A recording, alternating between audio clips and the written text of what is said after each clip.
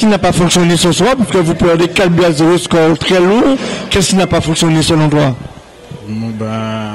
Franchement, depuis quelques matchs, on ne joue pas. Après, c'est juste avant la mi-temps que nous a fait un peu mal. Après, on a mal débuté la deuxième partie de match. Et voilà, le score est très lourd, mais bon, il faut faire avec. Le but, c'est comme tu dis, juste avant la mi-temps, 20-30 secondes avant la mi-temps, ça fait très très mal pour le moral. Et pour revenir dans le second temps, c'est difficile. Ouais, très difficile parce que on a une équipe très jeune. Après, le CSM, ils ont une équipe très expérimentée. Ça fait depuis 5 à 6 ans qu'ils jouent ensemble. Et nous, ça a péché, hein, le manque d'expérience. Alors, le prochain adversaire du Sirocco, c'est quelle équipe en championnat? C'est la Gauloise. Alors, vous allez essayer de faire quoi? On va essayer de sortir avec une victoire. Parce que 2 matchs d'affilée qu'on perd, ça fait un peu chaud.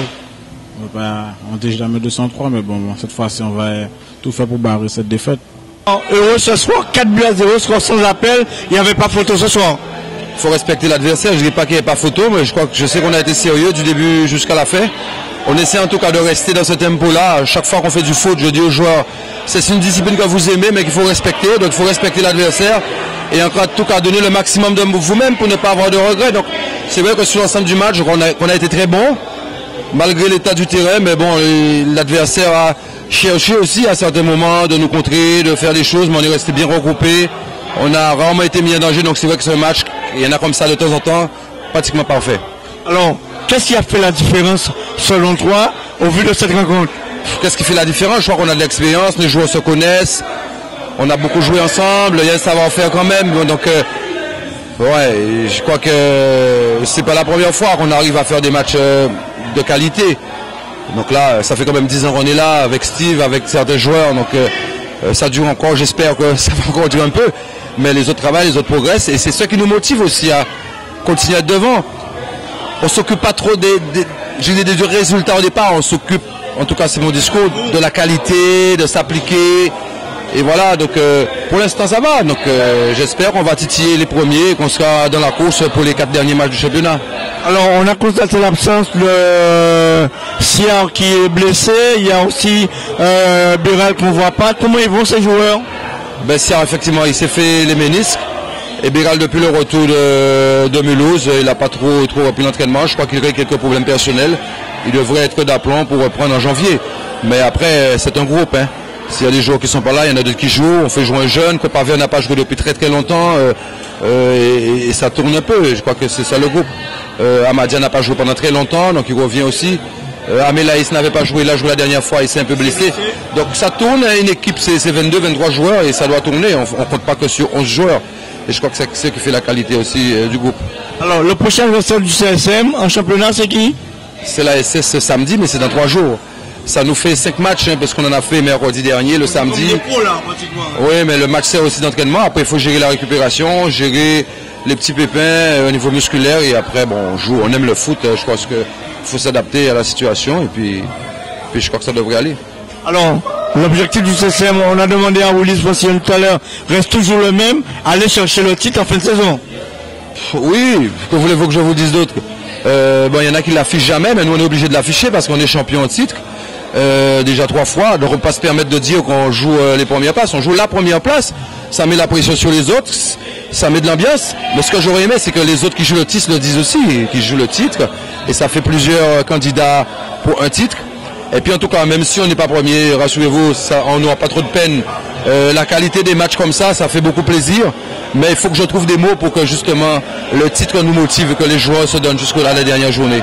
À propos de motivation, Richard, quelle est la science véritablement de l'entraîneur que vous êtes pour vos garçons? J'ai pas de science, je crois qu'on a créé un état d'esprit. Le CSM, je dirais, c'est une institution qui était déjà une institution, mais avec ce groupe-là, avec cette équipe-là depuis quelques années, je crois qu'on a montré certaines choses.